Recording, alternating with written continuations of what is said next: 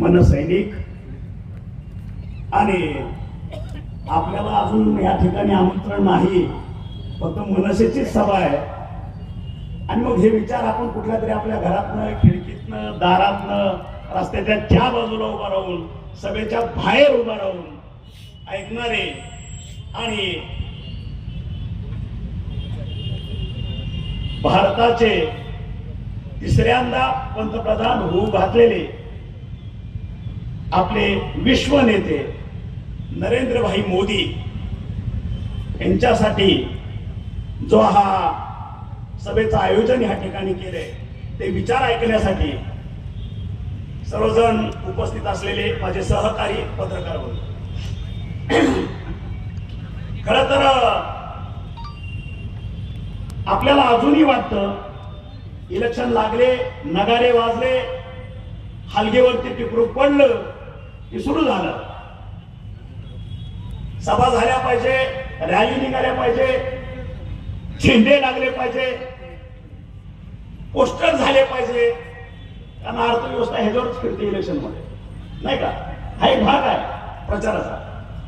पण मला सर्वसामान्य जनतेला, माझ्या मतदाराला, माझ्या पंढरपूरकरांना एकच सांगायचं आहे की अजून सेन्सेक्स 2021चा यायचा आहे, झालेला नाही, 2011चाच झालेला. आणि अंदाज असा आहे की 2021चा सेन्सेक्स ज्यावेळेस हे इलेक्शन पार पडेल त्याच्यानंतर येईल, जवळपास आपली भारताची 144 कोटी जनता आहे, नाही का? आणि हे 144 कोटी जनता याचा जर थोडा सर्वा किंवा आपला जागतिक लेवलचा, आंतरराष्ट्रीय किंवा राष्ट्रीय अहवाल जर बघितला तर 18 ते 29 वयोगटातल्या जवळपास 70% मतदार म्हणजे तरुण भारत ज्याला आपण म्हणू, 18 ते 29 वयोगट. ध्यान देऊ नये, 18 ते 35 म्हटलेलं नाही, 17 ते 50 म्हटलेलं नाही, 18 ते 29 वयोगटातला जवळपास 70% मतदार आपल्या भारतामध्ये. आणि म्हणून स्वातंत्र्य मिळाल्यापासून 1947 पासून गेले 60 वर्षामध्ये जो मतदार होता, या भारतामध्ये आतापर्यंत काँग्रेसनं परंपरा केलेली होती विस्थापित आणि प्रस्थापित. आतापर्यंत 60 वर्षामध्ये भारतावरती फक्त प्रस्थापितांचंच राज्य म्हणजे फक्त 700 घराण्यांचंच राज्य या ठिकाणी, फक्त 700 घराणे. आणि हे काँग्रेसची संस्कृती, हे काँग्रेसची परंपरा. आणि 2014 नंतरचा कार्यकाल आणि 1947 तिथून 60 वर्ष काँग्रेसचा कार्यकाल, याच्यामध्ये जमीन आसमानाचा फरक आहे. हे कुठेतरी विचार करणं गरजेचं आहे. कारण वैयक्तिक मी सुद्धा, जसं रामनं सांगितलं, आपण विस्थापितातले, काय आपला बाप खासदार नव्हता, आमदार नव्हता, ना जिल्हा परिषदेचा सदस्य होता, ना कुणी ग्रामपंचायतचा सदस्य होता, काही नाही, विस्थापित. पण मनात एक खुणगाट आणि ज्याच्यामध्ये रग असते, ज्याच्यामध्ये एक ऊर्जा असते, ज्याच्यामध्ये परिस्थितीला धडक देऊन त्याचा स्फोट करण्याची ताकद असते आणि त्याला कुठेतरी संधी प्राप्त होणं हे तितकंच क्रम प्राप्त असतं. ते शक्य झालं 2014 पासून पुढं. आपण सगळेजण लढत होतो. आज हे समोर बसलेले, व्यासपीठावर बसलेले, मला वाटतं हे कोणी संस्थानिक नाही, हे सगळे विस्थापित आहेत. आपण विस्थापितांची जत्रा आहे, आपण विस्थापितांचे औलाद आहे, एवढंच मी तुम्हाला सांगतो. आणि मग साहजिक आहे, खवाद येणारच. आम्ही प्रस्थापित, आम्ही सोन्याचा चमचा जन्मताला तोंडात घेऊन आलेले आमच्या औलाद, आमच्या बाप दादाने तुमच्यावर राज्य केलं. 30-30 वर्ष आमच्या घरात मंत्रिपद आहे. तुम्ही आमचे नौकर आहात, तुम्ही आमचे गुलाम आहात. हे ज्या भावनेनं, ज्या तिरस्कार पद्धतीनं आपल्याकडे बघता, त्याला उत्तर देण्याची वेळ आज ह्या 7 मेला आलेली आहे. विसरू नका. कोण कुणाचा गुलाम? लोकशाही आहे.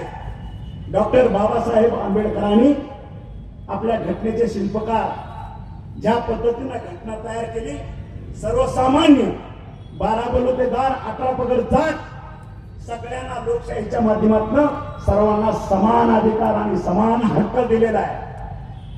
तू श्रीमंताची औलाद आहे, तू मंत्र्याची औलाद आहे, सोन्याचा चमचा घेऊन जन्मलाय म्हणून तुला 1000 मताचा अधिकार, आणि जो गरीब आहे, जो भिकारी आहे, जो गरीब आहे, 18 पगड जातीतला आहे, त्याला 1 मताचा अधिकार.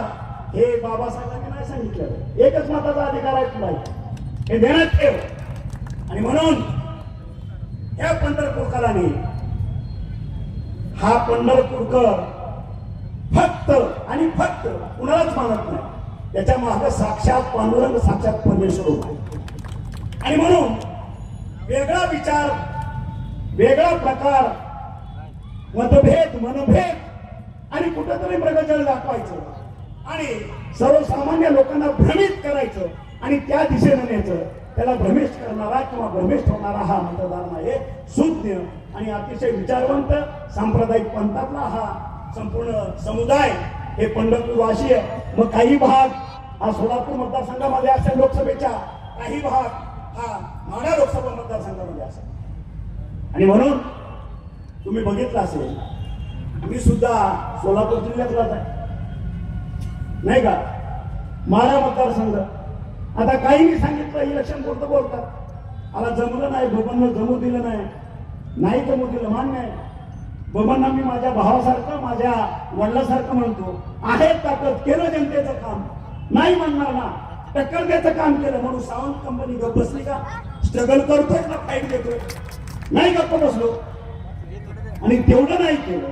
आज जो दिवस बघतोय विस्थापिताचाच एक भाग आहे, पण 2022ला जे महाराष्ट्रात कोणाला जमलं नाही ते वाकाव मधनच घडलं. सत्तांतर जे घडलं त्याचा पायोनियर आज तुमच्या समोर उभा आहे. दाखवलं ना करून, होती हिंमत केलं, नाही घाबरलं कुणाला. तुमच्यात हिंमत होती. ज्यावेळेस ईडी वगैरेचे काही नोकरी केली, महागा लागलं, त्यावेळेस तुम्ही लगेच पटापटा पाया पडले. 2014ला इकडे आले. 2014ला सुद्धा सगळ्यांच्या साक्षीनं सांगतोय, कदाचित हा डोकस्फोट असेल. हे अक्कल घराणं अकलूजच हे विस्थापिताच्या छपरावरती माड्याला वाकावला येऊन बसलं होतं आणि सांगितलं, शिवाजीराव तुमच्या पाया पडतो, तुमचं कुटुंबच मला ह्या ठिकाणी विजय मिळवून देऊ शकतं, बाकी कोणाच्या मध्ये दम नाही. अख्खा कुटुंब 5 भाऊ 10-15 ती लेकरं येऊन बसली होती. वास्तव आहे, त्यांना विचारा. सावंत हा कडकड बोलतो, रोखोक बोलतो, त्याच्यामध्ये काना मात्र्याचा फरक नसतो, ध्यानात ठेवायचा.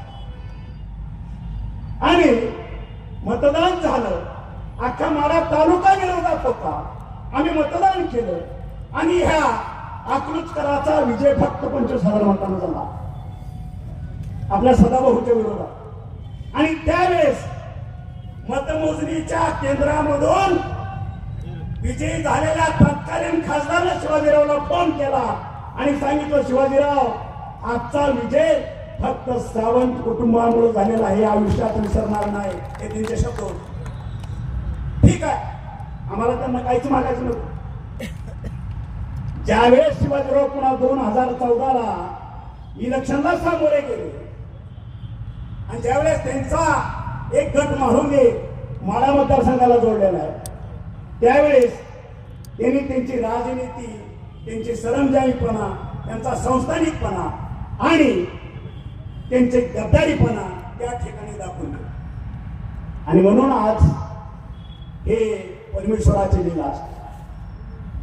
परमेश्वर योग्य वेळी योग्य ठिकाणी अशी परिस्थिती निर्माण करतो. ठीक आहे, त्यावेळेस तुमच्यावरती अन्याय झाला, आता सगळे समोरासमोर आहे, हा सूर्य आणि हा जयत्रथ उद्या काय व्हायचं बघू ना आता. आणि तुम्ही कोणाच्या विरोधात उभा राहताय? 2014 नंतरची परिस्थिती, भारत हा विकसित देशाकडून विकसित कडे चाललेला आहे. या ठिकाणचा 144 कोटी जनतेचा विश्वास नरेंद्रभाई मोदीवरती आहे. कोरोना काळामध्ये नरेंद्रभाई मोदींनी जे काम केलं फक्त भारतासाठी नाही जागतिक लेवलवरती आज संपूर्ण 750 कोटी ह्या जगाची लोकसंख्या आहे आणि त्या जगातले 80 ते 90% देश आज आदरानं नरेंद्र भाईचं नाव घेतात, आदरानं नरेंद्र भाईचं नेतृत्व मान्य करतात. मला वाटतं याच्यासारखं जगामध्ये किंवा आपल्या भारतासारख्या अभिमानाची दुसरी कुठलीही गोष्ट असू शकत नाही. आणि मगापासून मी बघतोय की आपल्याला नरेंद्र भाई मोदींना तिसऱ्यांदा पंतप्रधान करायचं. ही तरी कोण गोष्ट आहे? हे होणारच आहे, हे होणारच आहे. हे काळ्या दगडावर चिरेग आहे, हे होणार आहे. पण हे होण्यासाठी अख्खं जग भारताकडे लक्ष करून बसलेलं आहे, अख्खं जग. कारण अशा पद्धतीचा विश्व नेता जगामध्ये असणं गरजेचं आहे. आणि मला वाटतं नरेंद्र भाई मोदी या जगासाठी परमेश्वरापेक्षा थोडे सुद्धा कमी नाहीत, ही माझी वैयक्तिक भावना आहे. आणि म्हणून सगळ्या गोष्टीचा विचार केला. तुम्हाला एक किस्सा सांगतो. 2011 साली मी आमच्या जेएसपीएम संस्थेचं फॉरेन युनिव्हर्सिटी अमेरिकेतले कोलॅबोरेशन करण्यासाठी मी अमेरिकेला गेलो होतो. त्या ठिकाणी ब्राऊन युनिव्हर्सिटी आहे, न्यूयॉर्क पासून 350 किलोमीटर अंतरावर. त्या ठिकाणी गेल्यानंतर आमचे जे विद्यार्थी अमेरिकेमध्ये होते नोकरीच्या निमित्तानं गेलेले जवळपास 3,500 विद्यार्थी मला भेटायला त्या न्यूयॉर्क युनिव्हर्सिटीमध्ये आले. आणि त्यावेळेस आमची जी चर्चा झाली 2011ची घटना सांगतो मी. त्यावेळेस मला म्हणत होते की सर आपल्याकडं ज्या पद्धतीचं वातावरण आहे, ज्या पद्धतीचं फ्रीडम आहे, आम्ही अमेरिकेमध्ये येतो, आमचा मग तो व्हिसा कार्ड, ज्या पद्धतीचे आपले सण वार, आम्ही काय ते 6 महिन्यानं वर्षाने येऊ शकत नाही. नोकरीला आलो 2 वर्ष 5 वर्ष 10 वर्ष ह्या ठिकाणी राहावं लागतं. ना दिवाळी साजरा करता येते, ना फटाका वाजवता येतो, ना दसऱ्याला काही वेगळं करता येतं, ना शिमक्याला आपल्याला होळी पेटवता येते, काही करता येत नाही. इतके प्रचंड निर्बंध आपल्या लोकांवरती ह्या ठिकाणी आहेत. हे माझे विद्यार्थ्यांनी माझ्याबरोबर झालेली हा डायलॉग. आणि हीच गोष्ट ज्या वेळेस 2014ला नरेंद्र भाई मोदी 2014ला नरेंद्र भाई मोदी पंतप्रधान झाले आणि 2014 ते 2024 या 10 वर्षाच्या कालखंडामध्ये आज महासत्ता सुद्धा आज नरेंद्र भाई मोदींना आदरानं बघितलं जातं. आज माझ्या भारतीयांची मान त्या ठिकाणी स्वाभिमानानं भरून येते.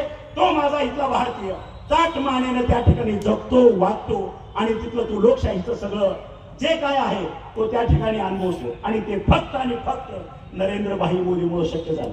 मला वाटतं आपल्या पंढरपूर मधल्या माझ्या नागरिकांचे सुद्धा बरेचसे विद्यार्थी असतील, त्यांची मुलं असतील, त्यांच्या सुना असतील, अमेरिकेमध्ये असतील, रशियामध्ये असतील, तुमच्या जर्मनमध्ये असतील, युके मध्ये असतील, त्यांच्याशी आपण फोनवर बोलत असतो. थोडा अंदाज घ्या काय पद्धतीने चाललं.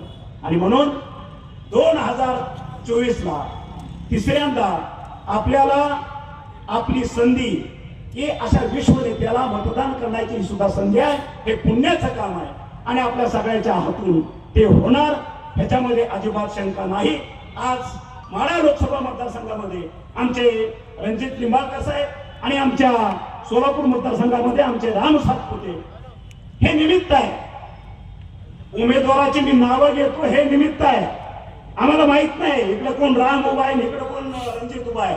आम्हाला एकच माहित आहे, आम्ही कमळापूरचं बटन दाबल्यानंतर हे मतदान आमच्या विश्वनेत्यांना ताकद देण्यासाठी त्या ठिकाणी सभागृहात जाणार आहे. आणि म्हणून राम काही चुकला असेल नसेल, आमच्या रणजित निंबाळकर काय चुकले असतील नसतील, आम्हाला ते काही माहित नाही. पण आम्हाला माहित आहे आज जगामध्ये ताकदवान नेता, जगामध्ये 144 कोटी जनतेला बरोबर घेऊन जाणारा आणि 144 कोटी जनता हा माझा परिवार समजणारा नेता असेल तर तो नरेंद्र भाई मोदी हा विश्व नेताच असू शकतो. आणि म्हणून कुठलाही मुला इजा न ठेवता, कुणाच्याही आमिषाला बळी न पडता, कुठल्याही जाणता राजा, नेमता राजा, छोटा राजा, मोठा राजा यांच्या विचाराला बळी न पडता येत्या 7 तारखेला आपल्याला सकाळी उठून पांडुरंगाचं दर्शन घ्यायचं जसं बापूंनी सांगितलं आणि जाऊन डोळे बंद करून कमळाच्या चिन्हापूरचं बटन दाबायचं. आणि आमचा राम माझा विद्यार्थी आहे, हा राम कमीत कमी ह्या मतदारसंघातनं 2 लाख मतानं आणि आमचा रणजित निंबाळकर 2 लाख मतानं निवडून आला पाहिजे. आणि तुम्हाला माहित आहे त्यांना मतं देतोय, सभागृहात पाठवतोय. काम नाही केल्यानंतर तानाजी सावंत काय आहे हे तुम्हाला ह्या जनतेच्या साक्षीनं त्याच्यानंतर कळेल. कारण बापूला माहित आहे मी काम करण्याची माझी पद्धत काय, रामाला माहित आहे माझे काम करण्याची पद्धत काय. आलं का लक्षात? आणि म्हणून या ठिकाणचा करमाफीचं काम बापू आले उभा होते, साहेब हे असं असं करमाफी. म्हणलं करमाफी केली वाढ होणार नाही हा माझा शब्द आहे. म्हणे ह्याच्यावर सही माझी जबाबदारी आहे, तुम्ही सांगा खाली माझ्या पंढरपूर वासियांना ज्या ठिकाणी माझा भगवंताचं वास्तव्य आहे त्या ठिकाणी करवारताना सांगून घुस देणार नाही हे तुम्हाला लिहून देतो. बापूचा विश्वास बसून नव्हता. मग ज्यावेळेस मध्यंतर झाला, सभागृह बंद झालं, बापूला तिथून नेलं, सीएम साहेबापुढे गेलं, सीएम साहेबाची ऑर्डर घेतली आणि आपल्या ह्या सीओला पाठवली. सीओ साहेब ऐकायच्या मनस्थितीत नव्हतं. अजून तू माझा असतो खुर्चीचा, उद्या आचारसंहिता दाखवतो काय तो नंतरचा भाग आहे.